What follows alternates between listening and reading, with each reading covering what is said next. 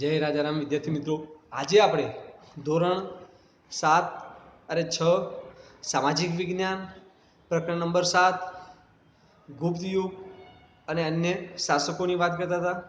પ્રથમ ભાગના અંદર વિદ્યાર્થી મિત્રો આપણે ગુપ્ત યુગ, ચંદ્રગુપ્ત બીજો, સ્કંદગુપ્ત, રાજા વિક્રમાદિત્ય, આ બધા વિશેની આપણે વાત કરી. હવે આપણે ગુપ્ત યુગની જે શાસન વ્યવસ્થા હતી આ શાસન વ્યવસ્થાની પણ આપણે વાત કરી કે જેમાં ગુપ્ત યુગની જે શાસન વ્યવસ્થા હતી આ શાસન વ્યવસ્થાને 3 ભાગમાં વહેંચવામાં આવી હતી. એક કેન્દ્રીય વહીવટી તંત્ર, પ્રાંતીય વહીવટી તંત્ર અને ત્રીજું સ્થાનિક વહીવટી તંત્ર. ત્યારબાદ ગુપ્ત યુગની જે શાસન વ્યવસ્થા બાદ આપણે ગુપ્ત યુગની વિવિધ પ્રકારની પરિસ્થિતિની વાત કરીએ, સ્થિતિઓની વાત કરીએ, જેમાં આર્થિક સ્થિતિ છે, ધાર્મિક સ્થિતિ છે, વિજ્ઞાન અને કલા સાહિત્ય ક્ષેત્રની જે સિદ્ધિઓ છે, આ બધાની વાત આપણે હવે કરીએ. તો પહેલી વાત કરીએ ગુપ્ત યુગ, એની જે આર્થિક પરિસ્થિતિ છે એની આપણે વાત કરીએ. તો ગુપ્ત યુગ આર્થિક પરિસ્થિતિમાં ભારતનો સુવર્ણ યુગ હતો. ખેતી, આંતરિક વેપાર, આંતરરાષ્ટ્રીય વેપાર એ ખૂબ પ્રમાણમાં વિકસ્યો હતો. આર્થિક વેપાર એ સમયના અંદર મોટા પાયા ઉપર વિકાસ પામ્યો હતો. સાથે સાથે વિશિષ્ટ પ્રકારની જે ખેતીની પદ્ધતિઓ હતી આ પદ્ધતિઓમાં વાર્ષિક, ત્રિવાર્ષિક અને પંચવર્ષીય ખેત પદ્ધતિઓ પણ આપણને જોવા મળે છે.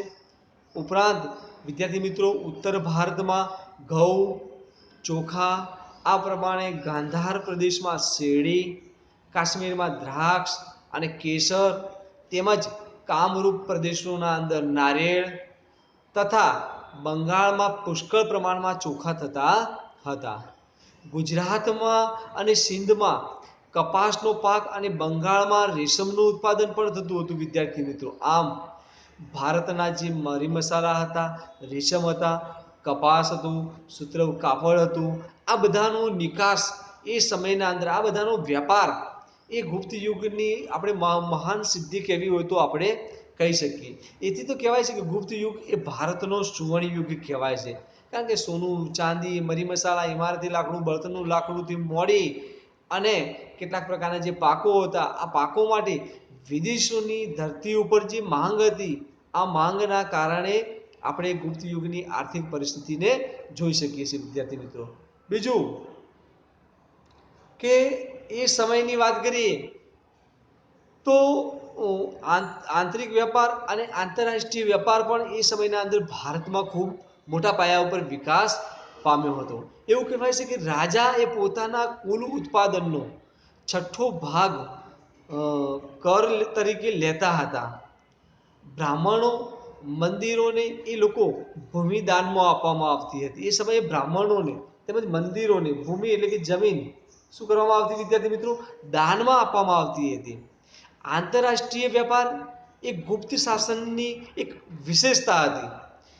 ભારતથી સ્થળ માર્ગે એટલે કે મધ્ય એશિયા થઈ યુરોપ સુધી સૂત્ર કાપડ, મરી મસાલા, રેશમી કાપડ, સુતરાઉ કાપડ, મલમલ વગેરે જેવી ચીજ વસ્તુઓના એમના પ્રદેશોના અંદર માંગ હતી. સાથે સાથે ખંભાત, ભરૂચ, સોપારા, તામ્રલિપિ, આંતરરાષ્ટ્રીય આ બંદરો હતા અને આ બંદરોના માધ્યમથી વિશ્વના પૂર્વ અને પશ્ચિમ ભાગોના અંદર આપણે બધા સુતરાઉ કાપડ, રેશમી કાપડ, મરી મસાલા, તેજાના, ઇમારતી લાકડા, આ સોનું ચાંદી, અન્ય કેટલીક જે ચીજ વસ્તુઓ હતી આ ચીજ વસ્તુઓની શું કરવામાં આવતું વિદ્યાર્થી મિત્રો? નિકાસ કરવામાં આવતી હતી. આયાત અને નિકાસ કરવામાં આવતી હતી. જો મરી મસાલા, સૂત્ર કાપડ, તેજાના, મલમલા બધાની શું કરવામાં આવતી? નિકાસ કરવામાં આવતી હતી. જ્યારે સોનું અને ચાંદીની શું કરવામાં? આયાત કરવામાં આવતી. એટલે કહેવાય છે કે ગુપ્ત યુગ ભારતીય સંસ્કૃતિનો સુવર્ણ યુગ કહેવાય છે. કે આપણે જ્યારે તેજાના, મલમલ ને મરી મસાલા અને સૂત્ર કાપડ એ બધું જ્યારે વિદેશમાં મોકલીએ ત્યારે એ લોકો એના બદલામાં આપણને શું આપતા? સોનું ચાંદી આપતા. આમ આપણો દેશ આર્થિક દ્રષ્ટિએ સમૃદ્ધ હતો. કેમ કે આર્થિક સમૃદ્ધિ ભારત તરફ ખેંચાઈને આવી હતી વિદ્યાર્થી મિત્રો. બીજું કે ગુપ્ત યુગની વાત કરીએ તો ધાર્મિક સ્થિતિની વાત કરીએ કે ધર્મની બાબતની વાત કરીએ તો ગુપ્ત યુગમાં હિન્દુ ધર્મ અને એની જે સંસ્કૃતિ હતી આપણી આ સંસ્કૃતિ પૂર્ણકળાએ ખીલેલી જોવા મળે છે. એ સમયે ગુપ્ત યુગની વાત કરીએ તો મહાન એવા સમ્રાટો થઈ ગયા કે જેમણે વૈષ્ણવ ધર્મ અને શિવ ધર્મ એટલે કે ભગવાન શિવના ધર્મને શૈવ ધર્મને દરજ્જો આપ્યો હતો, રાજ્ય ધર્મનો દરજ્જો આપ્યો હતો વિદ્યાર્થી મિત્રો. પરિણામે વિષ્ણુ તેમના અવતારો એટલે કે ભગવાન શ્રી કૃષ્ણ, ભગવાન રામ, આ લક્ષ્મીજી, આ બધાની મહદ અંશે એ સમયે પૂજા કરવામાં આવતી હતી. એ સમયે લોકો ખ્યાતિ પામ્યા હતા.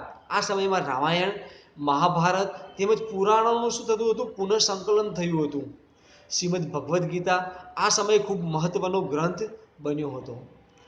વૈષ્ણવ ધર્મની વાત કરીએ તો વૈષ્ણવ ધર્મની જેમ શૈવ ધર્મ પણ ગુપ્ત કાળના અંદર શું થયું હતું? વિકાસ પામ્યો. જેમ વિષ્ણુ ભગવાનનો ધર્મ એટલે કે વૈષ્ણવ ધર્મ, ભગવાન શ્રી કૃષ્ણનો ધર્મ, શ્રી રામનો જન્મ જેમ ધર્મ વિકાસ પામ્યો હતો, એ જ રીતે શૈવ ધર્મ પણ એ સમયના અંદર શું થયું હતું? વિકાસ પામ્યો હતો. આ શૈવ ધર્મના જે સંતો હતા, અનુયાયીઓ હતા, એને નાયનારા તરીકે ઓળખવામાં આવતા હતા. જ્યારે વૈષ્ણવ ધર્મના જે સંતો હતા, એ સંતોને આલવારા તરીકે કહેવામાં આવતા. બીજું કે મહિષાસુરનો વધ કરતી જે દુર્ગા દેવીની મૂર્તિ છે, આમ દક્ષિણની વાત કરીએ તો દુર્ગા દેવીની પૂજા પણ પ્રચલિત હતી. સૂર્ય અને કાર્તિકેયની પૂજા પણ એ સમયે કરવામાં આવતી. જો લોકો સૂર્યની પૂજા કરતા, કાર્તિકેય ભગવાન શિવના પુત્ર, આ કાર્તિકેયની પણ પૂજા થતી હતી. આમ એના ઉપરથી કહી શકાય કે ગુપ્ત યુગના અંદર બૌદ્ધ ધર્મ અને શૈવ ધર્મનો એટલે કે ભગવાન શિવના ધર્મનો પણ વિકાસ થયો હતો. સમુદ્રગુપ્ત બૌદ્ધ ધર્મનો સંરક્ષક હતો. એણે બૌદ્ધ ધર્મના અંદર બે પંથો એટલે કે મહાયાન અને હીનયાન એવા બે પંથો વિકાસ પામ્યા હતા. આ આપણે બૌદ્ધ ધર્મની ધાર્મિક સંસ્કૃતિની વાત આપણે કરી. હવે ગુપ્ત યુગકાલીન જે સંસ્કૃતિ છે, આપણી ગુપ્ત યુગની જે સંસ્કૃતિ છે, આપણે આ સંસ્કૃતિની વાત કરી તો ગુપ્ત યુગની સંસ્કૃતિની રીતે જોઈએ તો ગુપ્ત યુગની સંસ્કૃતિની રીતે પણ ભારતનો સુવર્ણયુગ કેવો હોય તો કહી શકાય. કારણ કે આ સમયના અંદર અલગ અલગ પ્રકારની જે ભાષાઓ હતી, આ ભાષાઓ ઉત્પન્ન થઈ હતી. જેમાં કાલિદાસ, સ્કંદસ્વામી, હરિસ્વામી, રાણી વિજયા તથા આર્યસુર આ સમયના મહાન સાહિત્યકારો હતા. આ સર્વમાં કાલિદાસ એ સર્વશ્રેષ્ઠ હતા. આ બધામાં કાલિદાસ કેવા હતા વિદ્યાર્થી મિત્રો? સર્વશ્રેષ્ઠ હતા. કાલિદાસને ભારતના શેક્સપિયર પણ કહેવામાં આવે છે. કેમ કે એમણે ભારતીય મહાકાવ્યોની રચના કરી હતી અને કથા વસ્તુને એના અંદર વણી કાઢ્યું હતું. જેમ કે વાત કરીએ અભિજ્ઞાન શાકુંતલમ, રઘુવંશમ, મેઘદૂતમ આ વગેરે જેવા મહાકાવ્યોની રચના એ કાલિદાસ દ્વારા કરવામાં આવી હતી. એવું કહેવાય છે કે કાલિદાસનું એક નાટક જેનું નામ છે અભિજ્ઞાન શાકુંતલ, આ નાટકને જર્મન કવિ ગેટે વાંચ્યું અને વાંચ્યા પછી એટલો બધો ખુશ થઈ ગયો, એટલો બધો આનંદમાં આવી ગયો કે એ પોતે માથા ઉપર મૂકી એ નાટકને, એ ગ્રંથને મૂકી અને પોતે નાચે છે. તો આ આપણા માટેની એક સિદ્ધિ કહેવાય. આમ ગુપ્ત યુગ એ મંદિર સ્થાપત્યનો યુગ, સાહિત્યનો તો હતો પણ સાથે સાથે મંદિર સ્થાપત્યનો પણ યુગ હતો. એ સમયની વાત કરીએ તો ગુજરાતમાં ગોપ નચના કોઠાર, આ ઉપરાંત પાર્વતી મંદિર, ઝાંસીનું મંદિર એ ભારતના સૌપ્રથમ ઈંટોમાંથી નિર્માણ પામેલા મંદિરો હતા વિદ્યાર્થી મિત્રો. આમ ગુપ્ત યુગ આ દ્રષ્ટિએ મંદિર સ્થાપત્યની શરૂઆત દર્શાવે છે. આ ઉપરાંત આપણે જોયું કે દુર્ગા દેવી, કૃષ્ણ ભગવાન, ભગવાન બુદ્ધ, ભગવાન શિવ, આ વગેરેની મૂર્તિ કલાઓ પણ મોટા પ્રમાણમાં નિર્માણ પામી હતી. એનો મતલબ એ થયો કે ગુપ્તકાળ એ સાહિત્યની સાથે સાથે સ્થાપત્ય કલામાં પણ એનું મોટા પ્રમાણમાં પ્રદાન રહેલું જોવા મળે છે. એટલા માટે કહ્યું છે કે ગુપ્ત યુગ ભારતનો સુવર્ણ યુગ કહેવાય છે. તેથી જ ગુપ્ત યુગ એ ભારતનો કેવો યુગ કહેવાય છે? સુવર્ણ યુગ તરીકે પણ એને ઓળખવામાં આવી છે. બીજી વાત કરીએ ગુપ્ત યુગની વિજ્ઞાન ક્ષેત્રની પરિસ્થિતિની વાત કરીએ વિદ્યાર્થી મિત્રો તો ગુપ્ત યુગમાં વિજ્ઞાનની જે પરિસ્થિતિ હતી, આ વિજ્ઞાન ક્ષેત્રની જે સિદ્ધિઓ હતી એમાં મહાન વૈજ્ઞાનિકોમાં આર્યભટ્ટ, વરાહમિહિર એ આ સમયમાં થયા હતા. આર્યભટ્ટે તો શૂન્ય અને દશાંશ પદ્ધતિની શોધ કરી. વરાહમિહિરે બૃહદ સંહિતા નામનો ખગોળશાસ્ત્રને લગતો મહત્વપૂર્ણ એવો ગ્રંથ લખ્યો વિદ્યાર્થી મિત્રો. વાઘભટ્ટે આયુર્વેદ ક્ષેત્રે અષ્ટાંગ હૃદય સંહિતા નામનો મહાન એવો ગ્રંથ લખ્યો. આ કાળે મનુષ્યો અને પ્રાણીઓ માટે વૈદિક શાસ્ત્ર વિકસ્યું હતું, જેમાં હાથી ઘોડાઓ માટેની પણ દવાઓ શોધાઈ હતી, પ્રાણીઓ માટેની પણ દવાઓ શોધાઈ હતી. સાથે સાથે આ બધું રાસાયણ શાસ્ત્રનો પણ ખાસો એવો વિકાસ થયો હતો, જેનું ઉત્તમ ઉદાહરણ આપણે દિલ્હી પાસે આવેલું જે મહરોલી, અને મહરોલીમાં આવેલું જે લોહ સ્તંભ છે, આ લોહ સ્તંભ એ એનું ઉત્તમ ઉદાહરણ છે વિદ્યાર્થી મિત્રો. આટલા વર્ષો થયા, આવી પરિસ્થિતિ આવી, વરસાદ, ટાઢ, તાપ, તડકો આ બધું સહન કર્યું હોવા છતાં એ લોહ સ્તંભને જરા પણ કાટ લાગ્યો નથી. એ જ પરિસ્થિતિમાં જોવા મળે. એનો મતલબ એ થયો કે એ કઈ એવી રીતે આ ધાતુ વિદ્યાનું નિર્માણ કાર્ય એ સમયના લોકો જાણતા હતા, માટે એ સમયના અંદર ધાતુ વિદ્યાનું મહાન એવો લોહ સ્તંભ, આજે વૈજ્ઞાનિકો સાયન્ટિસ્ટો એના પર રિસર્ચ કરી રહ્યા છે. એ જોઈ રહ્યા છે કે આ કઈ રીતે એવું બનાવવામાં આવ્યું છે કે જેને આટલા વર્ષો થયા, તડકો થયો, ઠંડી લાગી, વરસાદમાં પલળ્યું, છતાં પણ એને કંઈ નુકસાન થયું નથી. તો આ આપણા માટે એક ઉત્તમ પ્રકારનું ઉદાહરણ છે, જે આપણે ગૌરવ લેવા જેવી વિદ્યાર્થી મિત્રો બાબત છે. તો આપણે અહીંયા આપણે વાત કરી.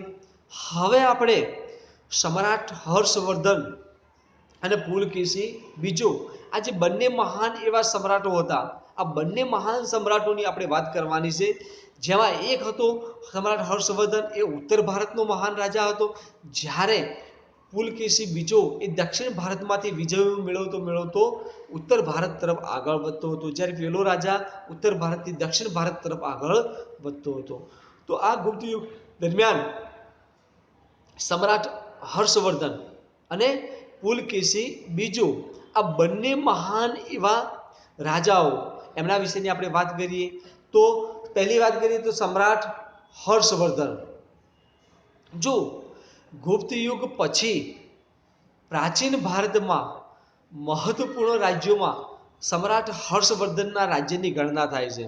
એટલે કે ગુપ્ત યુગ પછીનો જે પ્રાચીન ભારતનો જે સમયગાળો છે, આ સમયગાળાના અંદર ભારતના મહત્વપૂર્ણ રાજ્યોમાં સમ્રાટ હર્ષવર્ધનના રાજ્યની શું થાય છે? ગણના થાય છે. તેઓ થાનેશ્વરના પુષ્પભૂત વંશના રાજા હતા અને પ્રભાકર વર્ધનના પોતે શું હતા? પુત્ર હતા. રાજ્યવર્ધન એ હર્ષવર્ધનનો ભાઈ હતો, જ્યારે એમની બહેનનું નામ રાજ્યશ્રી હતું. કનોજના રાજા ધ્રુવવર્મા સાથે એને પરણાવી હતી, પરંતુ ગોળ રાજવી શશાંક અને માલવ રાજા બંને મળી અને હર્ષવર્ધન અને રાજ્યવર્ધનની બહેન એટલે કે રાજ્યશ્રીનું પોતે શું કરે છે? અપહરણ કરે છે. અપહરણ કરી રાજ્ય પર આક્રમણ કરતા મોટી કટોકટી ઊભી થઈ.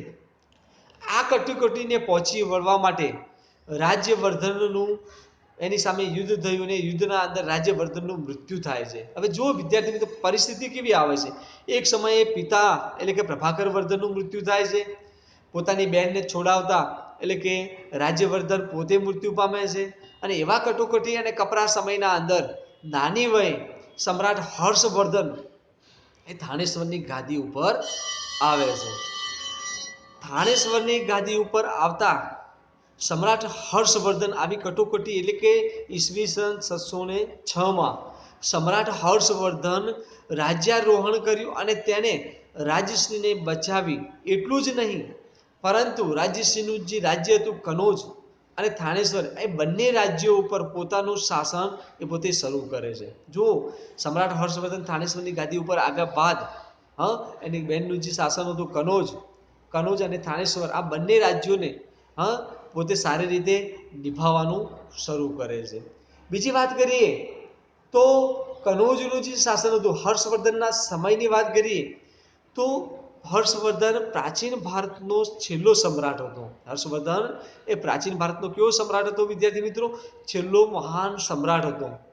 તેણે મગધ, ઓડિશા, સારસ્વત, ગૌડ, મિથિલા આ વગેરે પ્રદેશો સુધી પોતાનું સામ્રાજ્ય ફેલાવ્યું હતું. તેના સમયગાળામાં એટલે કે સમકાલીન રાજ્યોમાં વલ્લભીના મૈત્રિક રાજા એટલે કે ધુરસેન સાથે એના જમાઈ સાથે દખ્ખણમાં પુલકેશી બીજો એટલે કે શક્તિશાળી રાજા હતો. આ ઉપરાંત હર્ષવર્ધન અને પુલકેશી વચ્ચે થયેલા નર્મદા નદી કિનારેના યુદ્ધમાં હર્ષવર્ધનનો પરાજય થાય છે, અને આમ હર્ષ મોટાભાગે નર્મદાથી ઉત્તર ભારતના જે દક્ષિણ સિવાયના જે શક્તિશાળી રાજ્યો હતા, આ રાજ્યોનો રાજા ગણવામાં આવતો હતો.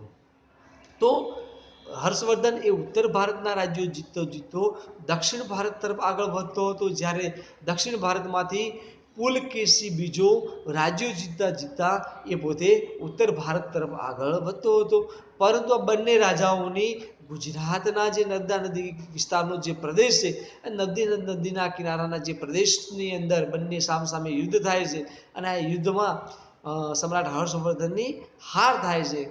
પરિણામે એ પોતે મન વાળીને બેસે છે, તેથી એ આગળ વધતો નથી. આમ સમ્રાટ હર્ષવર્ધનની વાત કરીએ તો સાંસ્કૃતિક પ્રદાન બહુ અગત્યનું હતું કે એના સમયમાં મહાન ચીની મુસાફર યુએન શાંગ એ પોતે ભારત આવ્યો હતો. તેના રાજ દરબારમાં એને સ્થાન આપવામાં આવ્યું હતું. હર્ષવર્ધન એ પોતે ભગવાન શિવનો ભક્ત હતો અને પછીથી બૌદ્ધ ધર્મના મહાન અનુયાયી એ પોતે બન્યા હતા. જો પહેલા ભગવાન શિવનો ભક્ત હતો, પાછળથી એને બૌદ્ધ ધર્મ અંગીકાર કર્યો હતો, સ્વીકાર કર્યો હતો અને તેણે કનૌજમાં યુએન શાંગના અધ્યક્ષપદે એક ધર્મ પરિષદનું આયોજન કર્યું. જો ચીની મુસાફર યુએન શાંગ એ ભારત આવ્યો હતો અને એની અધ્યક્ષપદ નીચે એક ધર્મ પરિષદનું શું કરવામાં આવ્યું હતું ભાઈ? આયોજન કરવામાં આવ્યું હતું. બુદ્ધની પ્રતિમાને હાથીની અંબાડી ઉપર મૂકી એની પૂજા કરી એની સ્થાપિત કરી હતી. મહાયાન અને હીનયાન નામના જે બે સંપ્રદાયો હતા, આ સંપ્રદાયો વિશે આ પરિષદના અંદર ગોષ્ઠી કરવામાં આવી હતી. જો બૌદ્ધ ધર્મના જે બે સંપ્રદાયો હતા, મહાયાન અને હીનયાન નામના જે બે સંપ્રદાયો હતા, આ બંને સંપ્રદાયો વિશેની ગોષ્ઠી ક્યાં કરવામાં આવી હતી? ભાઈ એ જગ્યાએ કરવામાં આવી હતી. આમ સમ્રાટ હર્ષ સાહિત્ય, કલા અને વિદ્યા પ્રત્યે એ અનુરાગ પોતે ધરાવતો હતો. બીજું કહીએ વિદ્યાર્થી મિત્રો તો હર્ષવર્ધનના દરબારમાં મહાન એવા સાહિત્યકારો, સંસ્કૃત સાહિત્યના કવિઓ, આ બધા એની દરબારની શોભામાં અભિવૃદ્ધિ કરતા હતા. તો સમ્રાટ હર્ષવર્ધન જેને પોતાને કલા, સાહિત્ય અને વિદ્યા આ ત્રણેય પ્રત્યે એને શું હતો? અનુરાગ હતો. અનુરાગ એટલે કે પ્રેમ ભાવ હતો. એના દરબારમાં મહાન એવા કવિ એટલે કે બાણભટ્ટ એ હર્ષવર્ધનના દરબારમાં સંકળાયેલા હતા. બીજું બાણભટ્ટે જે કાદંબરી નામ રચ્યું છે, એમણે હર્ષચરિત અને કાદંબરી જેવા મહાન એવા સંસ્કૃત સાહિત્યના ગ્રંથો લખ્યા છે. જો હર્ષચરિતમાં સમ્રાટ હર્ષના જે જીવન ચરિત્ર લખ્યું છે, જેમાં હર્ષની મોટાભાગની માહિતી એના અંદર આપેલી જોવા મળે છે. આ ઉપરાંત કાદંબરી, આ સંસ્કૃત સાહિત્યના મહાન એવા ગ્રંથો પણ એ સમયના અંદર એને રચેલા જોવા મળે છે. મયુરભટ્ટ અને કવિ જયસેન એ પણ હર્ષના સમયના જે મહાન કવિઓ હતા. સમ્રાટ હર્ષવર્ધન પોતે પણ ઉચ્ચ કોટીના સાહિત્યકાર હતા. જો એવું નથી કે સમ્રાટ હર્ષવર્ધને એના કવિઓ સાહિત્યકારો પાસે સર્જન કરાવ્યા, પણ એ પોતે પણ ઉચ્ચ કોટીના કવિ હતા. એમણે પ્રિયદર્શિકા અને રત્નાવલી નામના બે નાટકોની રચના કરી હતી. તેમજ સાથે સાથે બુદ્ધની જાતક કથાઓ ઉપરથી નાગાનંદ નામનું વિશિષ્ટ નાટક પણ એમણે લખ્યું હતું. એના ઉપરથી વિદ્યાર્થી મિત્રો કહી શકાય કે પરીક્ષામાં કદાચ પ્રશ્ન આવે કે સમ્રાટ હર્ષવર્ધને કેટલા અને કયા કયા નાટકોની રચના કરી હતી? તો સમ્રાટ હર્ષવર્ધને 3 નાટકોની રચના કરી હતી. એક પ્રિયદર્શિકા, રત્નાવલી અને નાગાનંદ, આ નામના જે 3 નાટકો હતા, આ 3 નાટકોની રચના સમ્રાટ હર્ષવર્ધને પોતે કરી હતી. હર્ષવર્ધન અને અન્ય દેશો સાથે એના સંબંધોની વાત કરીએ તો મૈત્રીપૂર્ણ સંબંધો હતા. એના સંબંધો કેવા હતા? મૈત્રીપૂર્ણ સંબંધો હતા. તેને પોતાના દૂત મંડળને ચીનમાં મોકલ્યું હતું. એ જ રીતે ચીનમાંથી ભારતમાં પણ ચીને દૂત મંડળ મોકલી મુલાકાત લીધી હતી. આમ તમે જુઓ એકબીજાના, આજે પણ તમે જુઓ વિદેશ મંત્રાલયના અંદર જે આપણા રાજદૂતો હોય છે, એમને વિદેશ મોકલવામાં આવે ને એમના લોકો આપણા દેશમાં આવે, પરસ્પર ગોષ્ઠીઓ કરવામાં આવે, વિજ્ઞાન, સાહિત્ય, ઉદ્યોગો આ બધાના વર્ષે પરામર્શ કરવામાં આવે. એ જ રીતે એ સમયના અંદર હર્ષવર્ધને અન્ય દેશો સાથે મૈત્રીપૂર્ણ સંબંધો બાંધ્યા હતા. તેમજ તેણે પોતાના દૂત મંડળને ચીનમાં મોકલ્યું હતું. એ જ રીતે ચીનથી એક દૂત મંડળ ભારતની મુલાકાતે આવ્યું હતું. આ દ્રષ્ટિએ સમ્રાટ હર્ષવર્ધન એક ઉચ્ચ કોટીના શાસક, વિજેતા, વહીવટકર્તા અને સાહિત્યકાર હતા એમ કહેવું હોય તો આપણે કહી શકીએ. કારણ કે તેમણે નાલંદા વિદ્યાપીઠને નિભાવવા માટે 100 જેટલા ગામો પણ ભેટમાં આપ્યા હતા. જો 100 જેટલા ગામો ભેટમાં આપવા એટલે વિદ્યાર્થી મિત્રો કે નાલંદા વિદ્યાપીઠને ચલાવવા માટે જે ખર્ચ થાય છે, તો રહેતા વિદ્યાર્થીઓને રહેવા જમવાનો બધો ખર્ચ થાય છે, શિક્ષાનો જે ખર્ચ એને પહોંચી વળવા માટે જે 600 એટલે કે 100 ગામોમાંથી જે વેરો આવતો, કર આવતો, એ આવક હતી એ બધી નાલંદા વિદ્યાપીઠની પાછળ ખર્ચી હતી. આપણને ખબર છે કે પ્રાચીન સમયના અંદર જે વિદ્યાપીઠો હતી, નાલંદા હતી, તક્ષશિલા હતી, વલ્લભી હતી, આ જે વિદ્યાપીઠો હતી, આ વિદ્યાપીઠોમાંથી જે નાલંદા વિદ્યાપીઠનું જે નિભાવ હતું, આ નિભાવ માટે સમ્રાટ હર્ષવર્ધને લગભગ 100 જેટલા 100 જેટલા ગામો શું આપ્યા હતા વિદ્યાર્થી મિત્રો? ભેટમાં આપ્યા હતા. આ શા માટે ભેટમાં આપ્યા હતા? નાલંદા વિદ્યાપીઠને નિભાવવા માટે 100 જેટલા ગામો એમણે શું કર્યા હતા વિદ્યાર્થી મિત્રો? ભેટમાં આપ્યા હતા. હવે વાત કરીએ પુલકેશી બીજાની વાત કરીએ તો સમ્રાટ હર્ષના સમકાલીન રાજાઓમાં જો સૌથી શક્તિશાળી બીજો રાજા હોય તો પુલકેશી બીજા હતો. અને આ પુલકેશી બીજો એ ચાલુક્ય વંશનો રાજા પુલકેશી બીજો હતો. એક ચાલુક્ય વંશનો રાજા, દક્ષિણ ભારતના ચાલુક્ય વંશનો રાજા પુલકેશી બીજો હતો. તેમણે મહારાષ્ટ્રમાં પુલકેશી બીજાએ મહારાષ્ટ્રમાં રાષ્ટ્રકૂટ વંશના જે રાજાઓ હતા, આ રાજાઓ પાસેથી સત્તા આંચકી અને પોતાનું રાજ્ય સ્થાપ્યું હતું. બીજું કે પુલકેશી બીજાએ લગભગ દક્ષિણ ભારતથી ઉત્તર ભારત તરફ આવતા આવતા લગભગ 40 વર્ષના લાંબા શાસન સમયગાળા દરમિયાન શાસન કર્યું હતું. તેમણે સમ્રાટ હર્ષવર્ધનને પણ હરાવ્યો હતો. તે મહાન વિજેતા હતો. તેણે દક્ષિણ ભારતના કદંબો, માહેશ્વરોના ગંગો, કોંકણના મૌર્યોને હરાવી દક્ષિણ પથના સ્વામી તરીકેનું બિરુદ ધારણ કર્યું. જો કે સમ્રાટ પુલકેશી બીજાને દક્ષિણ પથના સ્વામી શા માટે કહેવામાં આવે છે? તો એના જવાબમાં આપણે લખી શકીએ કે સમ્રાટ પુલકેશી બીજાએ દક્ષિણ ભારતના કદંબો, મહેશ્વરોના ગંગો, કોંકણના મૌર્યોને હરાવ્યા માટે એને દક્ષિણ પથના સ્વામી તરીકેનું બિરુદ ધારણ કરવામાં આવ્યું હતું. આ ઉપરાંત લાટ, માલવ, ગુર્જરો આ વગેરેને એને હરાવ્યા હતા. કર્ણાટક, મહારાષ્ટ્ર, કોંકણ આ વગેરે તે વિસ્તારોનો એ પોતે શું હતો? પોતાના આધિપત્યને જે લીધો હતો એ પોતે સ્વામી હતો. આમ એ પોતે એક મહાન પરાક્રમી રાજા હતો. સમ્રાટ હર્ષવર્ધનની જેમ તેણે પણ અન્ય દેશો સાથે મૈત્રીપૂર્ણ સંબંધો બાંધ્યા હતા. તેણે ઈરાનમાં પોતાના રાજદૂતોને મોકલ્યા હતા. ઈરાનના શહેનશાહ એટલે કે ખુસરો, બીજા રાજાઓ એ પણ એના મિત્ર રાજાઓ હતા. ઈરાનનો જે શહેનશાહ હતો, બાદશાહ હતો ખુસરો, બીજા એ એના મિત્રો હતા. આમ એવું કહી શકાય કે સમ્રાટ પુલકેશી બીજો એ દક્ષિણ ભારતનો મહાન સમ્રાટ હતો. પણ વિદ્યાર્થી મિત્રો કહીએ કે લગભગ 40 વર્ષ સુધી લાંબા શાસનકાળ દરમિયાન એને શું કર્યું હતું? રાજ્ય કર્યું હતું દક્ષિણ ભારતમાં. અને દક્ષિણ ભારતથી એ ઉત્તર ભારત તરફ વિજેતા થતો થતો એ આગળ વધી રહ્યો હતો. તેઓ આગળ એને સમ્રાટ હર્ષવર્ધન સાથે યુદ્ધ થાય છે અને આ યુદ્ધમાં એનો વિજય થાય છે અને સમ્રાટ હર્ષવર્ધનની હાર થાય છે. તમે જો બંને રાજાઓ મહાન પરાક્રમી રાજાઓ હતા. એમની ગણના એ સમયના અંદર મહાન રાજાઓમાં થાય છે. જેને એકને તો દક્ષિણના સ્વામી તરીકે પણ ઓળખવામાં આવે છે. એને બિરુદ આપવામાં આવ્યું હતું.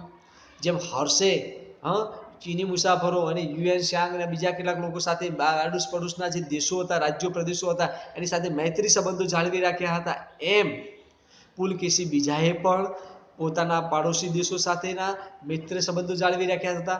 જેના કારણે એ દેશ અને આપણા દેશો વચ્ચે વેપાર, વાણિજ્ય, વાર્તાલાપ વધ્યો હતો અને વિદેશોમાંથી પુષ્કળ ધન ભારતમાં આવતું હતું. આમ આપણે અન્ય રાજાઓ સાથેની વાત કરીએ વિદ્યાર્થી મિત્રો, તો અન્ય રાજાઓની વાત કરીએ તો અન્ય રાજાઓની આ સમયે કાંચીના જે પલ્લવ વંશના જે રાજાઓ હતા, આ ઉપરાંત રાજસ્થાનના જે ગુર્જરો હતા, પ્રતિહારો હતા, વલ્લભીના જે મૈત્રિક રાજાઓ હતા, દક્ષિણ ગુજરાતના જે ગુર્જરો હતા, કાશ્મીરના કર્કટકો વગેરે રાજાઓ હતા, આ રાજાઓનો એમાં સમાવેશ થાય છે. જેમાં કાંચીના પલ્લવો સ્થાપત્ય અને કલા સાહિત્યના લીધે એ લોકો કેવા થયા હતા ભાઈ? પ્રખ્યાત થયા. જો કાંચીના જે પલ્લવ વંશના જે રાજપૂત રાજાઓ હતા, ક્ષત્રિય રાજાઓ હતા, એ રાજાઓ સ્થાપત્ય અને કલાના દ્રષ્ટિએ, કલાના લીધે એ પ્રખ્યાત થયા હતા. તેમણે બ્રહ્મા, વિષ્ણુ અને મહેશની અનેક મૂર્તિઓ અને શિલાઓ કંડારેલી જોવા મળે છે અને એમના મંદિરો પણ એ સમયના અંદર બંધાયેલા જોવા મળે છે. આ ઉપરાંત મહાબલીપુરમ, આ મહાબલીપુરમના સમુદ્ર તટે રથ મંદિરો બંધાવનારા, હરોળમાં બનેલા જે રથ મંદિરો હતા, આ રથ મંદિરો બનાવનારા પલ્લવોએ ભારતીય સંસ્કૃતિની સમૃદ્ધિમાં શું કર્યો હતો? વધારો કર્યો હતો વિદ્યાર્થી મિત્રો. આમ કાંજીવરમમાં તેમણે બંધાવેલું કૈલાસનાથનું મંદિર એ સમયનું સૌથી શ્રેષ્ઠ મંદિર ગણવું હોય તો આપણે ગણી શકાય. વિદ્યાર્થી મિત્રો, તો હવે આપણે છેલ્લે જોયું કે ગુપ્ત યુગ એની શાસન વ્યવસ્થા ત્રણ ભાગોમાં વહેંચાયેલી હતી. એક કેન્દ્રીય શાસન વ્યવસ્થા, પ્રાદેશિક શાસન વ્યવસ્થા અને સ્થાનિક પ્રકારની શાસન વ્યવસ્થા. ત્યારબાદ આપણે ગુપ્ત યુગ અને એની જે સિદ્ધિઓ હતી, આ સિદ્ધિઓની આપણે ચર્ચા કરી. તો ગુપ્ત યુગના અંદર વિજ્ઞાન ક્ષેત્રની, ધાર્મિક ક્ષેત્રની અને સાહિત્યિક ક્ષેત્રની, કલા ક્ષેત્રની સિદ્ધિઓની આપણે વાત કરી. ત્યારબાદ ગુપ્ત યુગ બાદ જે બે મહાન રાજાઓ થઈ ગયા, સમ્રાટ હર્ષવર્ધન અને પુલકેશી બીજો, એની આપણે વાત કરી. છેલ્લે આપણે અન્ય જે રાજાઓ હતા, કાંચીના પલ્લવો હતા, રાજસ્થાનના ગુર્જરો હતા, પતિહારો હતા, વલ્લભીના મૈત્રિક રાજાઓ હતા. આ વગેરે રાજાઓ અને આ રાજાઓના જે સ્થાપત્ય કલા હતું એના કારણે એ લોકો થયા. આમ વિદ્યાર્થી મિત્રો, આજે આપણે ધોરણ 6 પ્રકરણ નંબર 7 ગુપ્ત યુગ અને એના અન્ય જે શાસકો હતા, આ અન્ય શાસકોની ચર્ચા કરી. આ પ્રકરણને એકવાર ફરીથી તમે શાંતિથી ધ્યાનપૂર્વક રીડિંગ કરો, જેથી તમને કંઈક ખ્યાલ ન આવ્યો હોય તો ખ્યાલ આવે. ત્યારબાદ એ પ્રકરણને વાંચ્યા બાદ પ્રકરણનું સ્વાધ્યાય એ સામાજિક વિજ્ઞાનના ચોપડામાં, સ્વાધ્યાયના જે ચોપડો છે ચોપડાના અંદર લખો, જેથી કરી અને આ પ્રકરણમાં જે ચાલેલા જે ટોપિકો હતા, આ ટોપિકો તમને યાદ રહે અને પરીક્ષામાં તમે સારી રીતે એને ન્યાય આપી શકો. જય રાજારામ. અસ્તુ.